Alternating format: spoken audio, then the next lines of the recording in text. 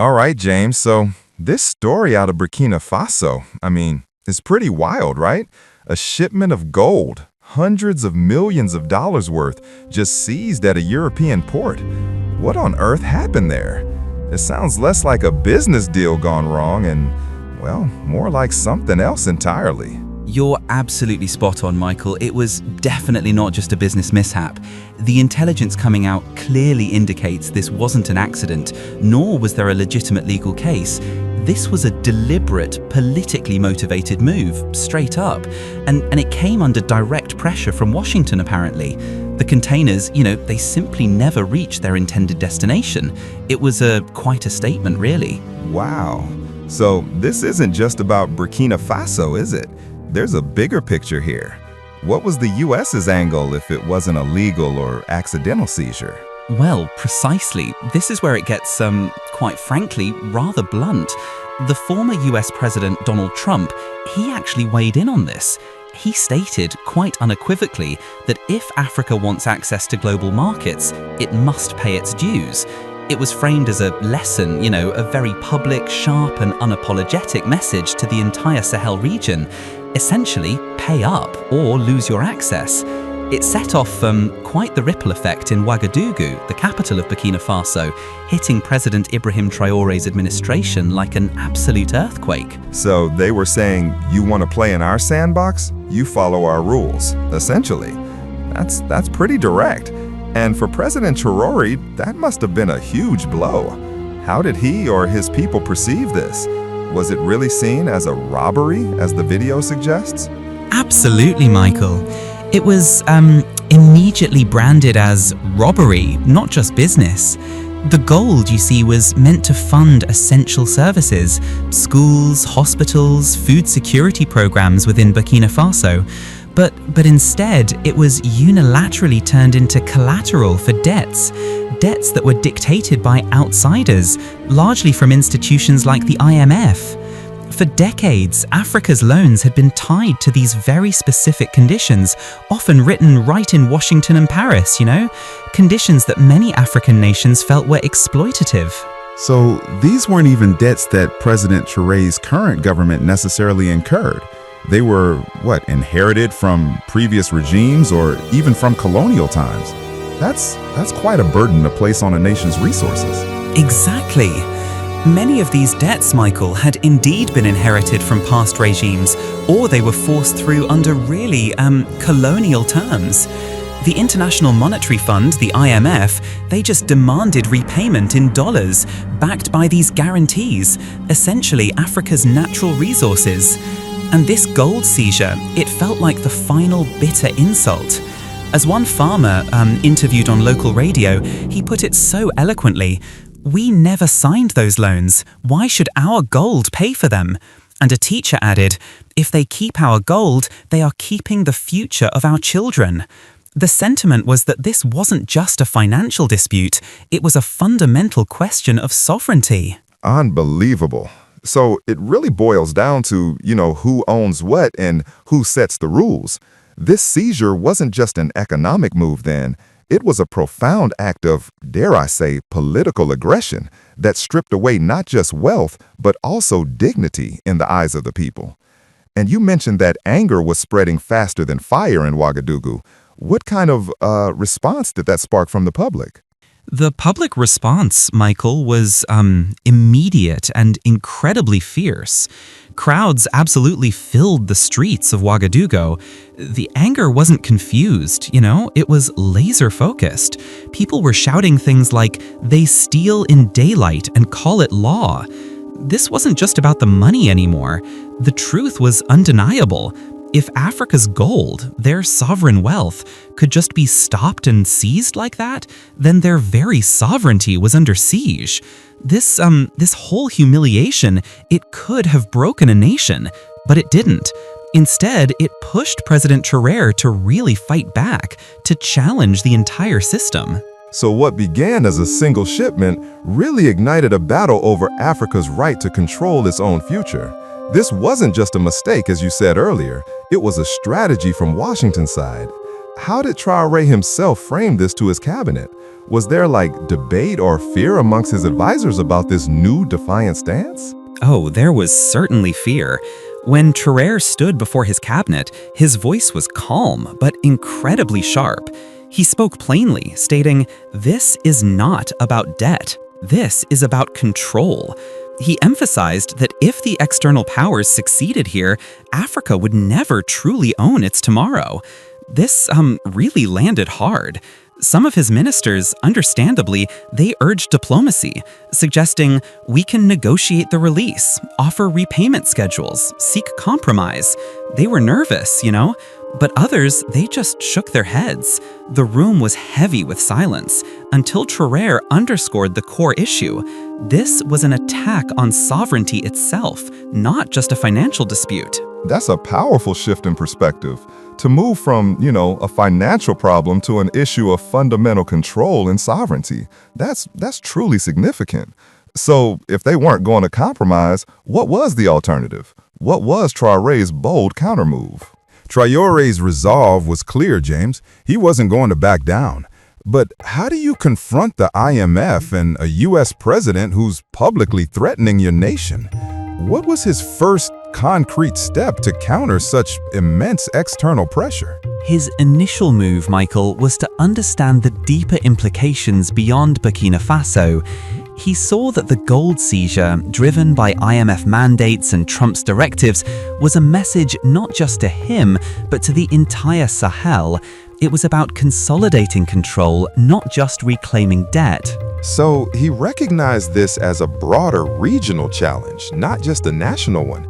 Did this realization immediately lead him to seek allies? Absolutely. He knew isolated defiance was insufficient. The IMF's grip and the US's backing meant a unified front was their only hope. He initiated discreet communications, reaching out to leaders in Mali and Niger, knowing they shared similar grievances under the weight of external financial structures. He was essentially building a coalition of the willing against this economic coercion. What was the core message he conveyed to them to secure their immediate support? His message was direct and powerful. If they seize one of us for debt, they will seize all of us. Our sovereignty is indivisible. He laid out a vision where their collective resources could serve their own people, free from the dictates of Washington's IMF. This resonated deeply, sparking urgent calls for an emergency summit. Well, this is where it gets really interesting, Michael. Traoré didn't just rally his internal support, he summoned an emergency session with leaders from other Sahel states, Mali and Niger specifically, and they responded immediately, sending envoys to Ouagadougou. Their message was simple yet profound. Your gold is our fight too. Imagine that, the unity developing. Around the table, the frustration burned for everyone. Each country had their own stories of shipments delayed, reserves frozen, or contracts rewritten at the stroke of a foreign pen. They all realized this wasn't an isolated incident. It was part of a systemic problem, an ongoing exploitation of their resources. So it wasn't just Burkina Faso that had been experiencing this kind of pressure and what felt like economic bullying. Other nations in the region had similar grievances. That's powerful. What solution did they come up with in this emergency session? Was there a unifying idea that emerged? Yes, absolutely. A truly radical thought, something previously dismissed as just a dream, became a real, tangible possibility. The ministers from Mali, in particular, really broke the silence by suggesting, what if we stop sending gold through their ports? What if we keep it here, in Africa? Heads turned. For the first time, they were discussing building an African gold reserve right there on African soil, beyond the reach of the IMF or European treasuries. The logic was cold but clear. If Africa tried to shift away from the IMF, its most valuable assets would be frozen. So they decided to take that power back themselves. That's incredibly bold. Almost unthinkable, really, given the existing global financial structures. So this African gold reserve, it wasn't just about holding gold, was it? It was about establishing a new foundation for an African financial shield, a bulwark against external pressures. How did they plan to make this dream a reality? Wow, that's a powerful vision, Michael. Traoré knew this was not just about concrete walls and vaults. It was about trust, about demonstrating to his people and the world that Africa could control its own destiny. He stated directly to the gathered leaders, "If we build this vault, it will not belong to Burkina Faso, nor Mali, nor Niger. It will belong to Africa. Our children must know that their wealth is stored where no foreign hand can touch it." Those words, they carried immense weight. Wow, that's a powerful vision. But I can only imagine the backlash this kind of ambition would trigger from the established powers. What was the Western response to this idea of an African gold reserve, beyond just condemning the initial seizure? You're right. The West was not quiet, not at all. European financial institutions almost immediately began to strike back. Banks in Paris and Brussels froze transactions linked to Burkina Faso and its allies. Insurance companies suddenly refused coverage for shipments, essentially crippling West African trade. Even humanitarian aid shipments were delayed for review. The message was clear: resistance would come at a price. They were effectively, imposing economic warfare. Trump, for his part, he doubled down, declaring, "These young leaders think they can defy the rules, but if Africa wants to sit at the table of global trade, it must first learn to follow the law." For him, the law was the IMF contracts and dollar dominance. Anything else was chaos. So it was a psychological operation as much as an economic one, designed to scare them, to force them back into line. But it sounds like it may have had the opposite effect. Did the African nations buckle under this pressure, or did it just fuel their resolve even more? It absolutely fueled their resolve, Michael. The more the West threatened, the more the people rallied. Demonstrations filled the streets with chants of "Our gold, our Africa." Farmers offered to donate part of their harvest to support this new reserve. Students posted viral messages online saying, "If they fear it this much, then it must be our only hope." Traoré understood the stakes.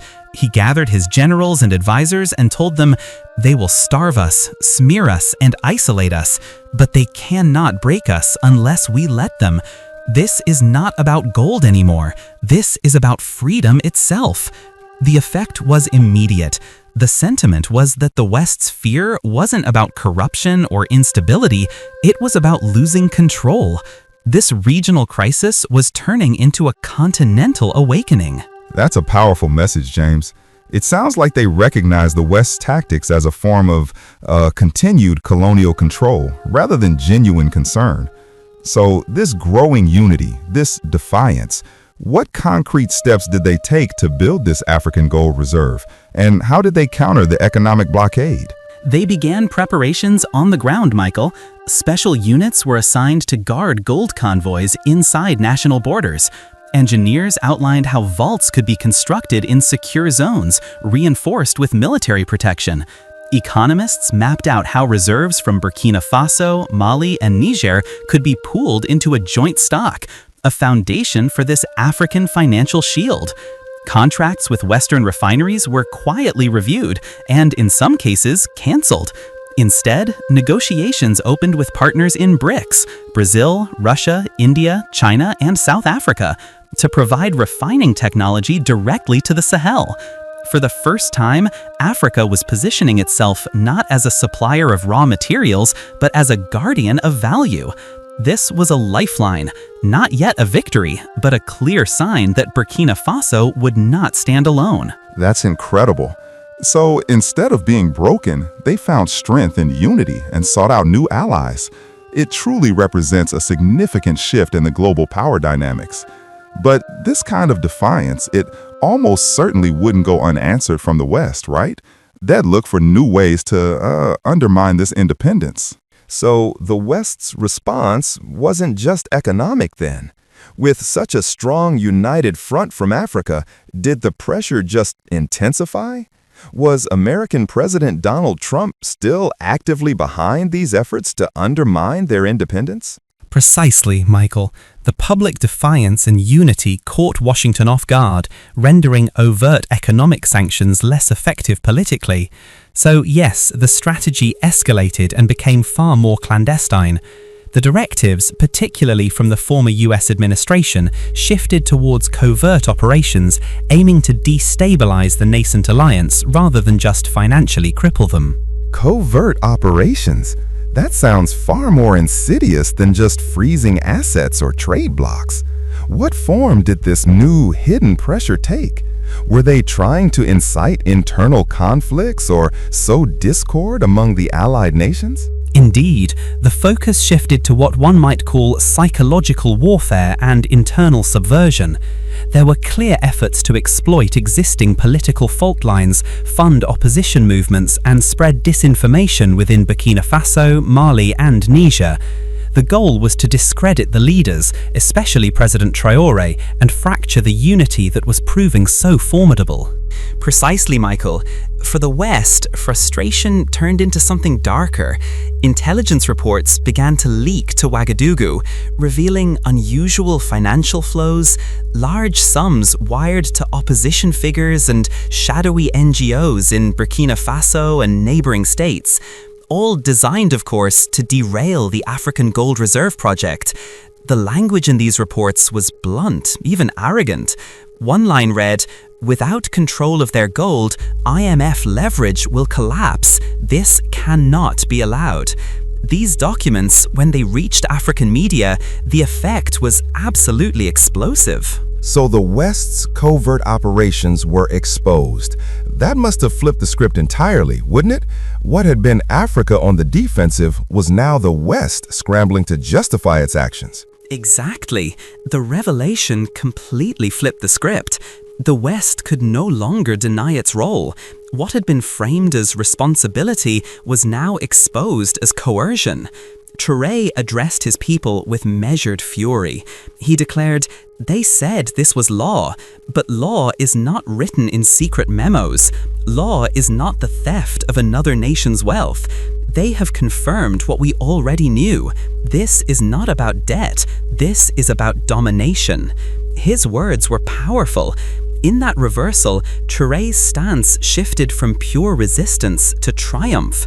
The leaks spread like wildfire. African newspapers ran front-page headlines. Radio stations from Dakar to Kinshasa had callers shouting with outrage. For millions, these memos weren't just evidence, they were vindication of everything they had long believed. That moment must have been pivotal. So with this new level of transparency and unity, what did it mean for the future of the African Gold Reserve? Was it, still just a proposal, or had it become something more concrete? By then, Michael, it was no longer just an idea on paper. In the hearts of the people, it was already real.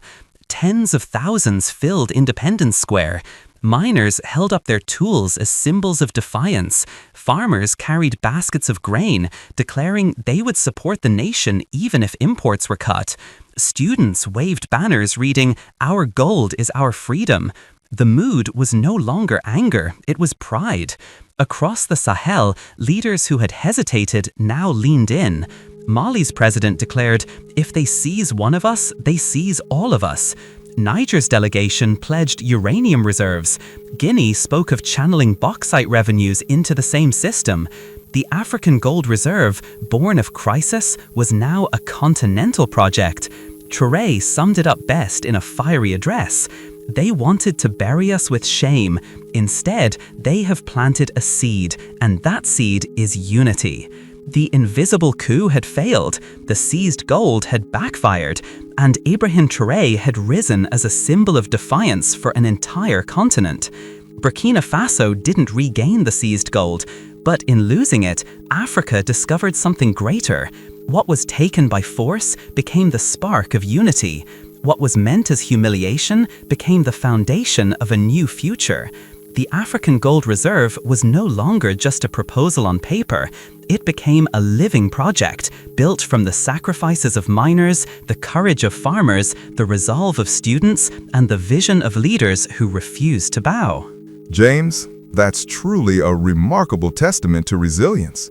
It sounds like the seizure, far from crippling Burkina Faso, instead ignited a continental fire, transforming a challenge into a foundation for an entirely new future for Africa. Indeed, Michael. What began as a brazen act of economic aggression inadvertently sparked an unprecedented movement of self-determination. The initial humiliation was ultimately converted into a powerful symbol of defiance and a concrete plan for true African sovereignty, rallying the people like never before. A profound shift, not just in economic strategy, but in spirit. It signals a new era where African nations are defining their own destiny, free from external impositions, and that's truly inspiring for the entire global South. Absolutely. This isn't merely about holding gold, it's about owning their future, building institutions that serve their people first. It's a powerful statement to the world about Africa's unwavering resolve and its capacity to forge its own path forward. Well, that's all the time we have today, so thanks for joining us, and we'll see y'all next time. James, that's an incredible narrative of transformation. From a seemingly devastating blow, an entire continent found its voice and its strength. So this idea of the African Gold Reserve, now a continental project, as you put it, what was the immediate fallout in Europe and Washington once the full extent of their clandestine actions became undeniable? The fallout was quite dramatic, Michael. Western governments scrambled. Trump predictably raged that these fake leaks were undermining order. European officials, they tried to deny, but the signatures on the memos were undeniable. The narrative shifted entirely. What had been meant to weaken Traoré had only made him stronger. And now the West was on the defensive. They faced accusations of neo-colonialism and economic warfare, not just from African leaders, but from a global audience that was, for the first time, really paying attention. So the exposure of the truth, it really changed the power dynamic. What was the ultimate goal of this African Gold Reserve? Was it simply to hoard physical gold, or was there a deeper, more strategic economic vision behind it? It was much, much more than simply hoarding gold. The deeper vision, Michael, was about creating a parallel financial system insulated from external manipulation. By pooling their gold and other strategic resources, Niger's uranium, Guinea's bauxite, for example, they aimed to back their own currency or currencies, allowing for direct trade within Africa and with new partners like BRICS, bypassing the dollar and euro entirely. This would give them unprecedented financial independence, enabling them to fund their own development projects without the crippling conditionalities of the IMF. It was truly about sovereignty in every sense, from economic to political. That's a truly revolutionary concept. It sounds like a declaration of full economic independence for these African nations. What message do you think this sends to other nations, perhaps those still heavily reliant on Western financial institutions around the world? Well, it sends a powerful message, Michael, not just to other African nations, but to the entire global South. It's a message of self-reliance, of unity, and of daring to challenge established power structures. What began as a blatant act of coercion against Burkina Faso inadvertently became the catalyst for a much broader awakening. It showed that even when faced with overwhelming economic and political pressure, a united front, fueled by popular conviction, can indeed open new doors and create alternative paths.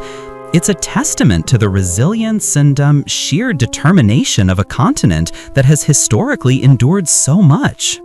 And it seems like this isn't just about economic models. It's about a shift in mindset, a rekindling of pride and self-determination. This is truly inspiring. Looking ahead, what are the biggest challenges you see for this African Gold Reserve project and for the broader movement towards African financial independence? The challenges are undoubtedly significant, Michael. Building the necessary infrastructure for refining and securing these reserves, establishing new trade routes and financial mechanisms, and navigating continued geopolitical pressures from the West, it's a massive undertaking. There will likely be ongoing attempts to destabilize the region, sow division, and undermine these efforts through various means. However, the movement has now gained significant momentum. The spirit of defiance, the shared sense of purpose among the Sahel states and their new allies, particularly within BRICS, is a formidable force. The idea has taken root too deeply to be easily erased. It's a long journey, but for the first time in generations, African leaders are not just reacting, they are planning and building their own future on their own terms. It's the rebirth of sovereignty, really, and the awakening of dignity. James, that's truly a compelling vision and a powerful story of resilience and self-determination. It's clear that this isn't just a financial story. It's a profound political and social one that could reshape the global landscape. Thank you for shedding light on this crucial development. My pleasure, Michael. It's a story that needs to be told.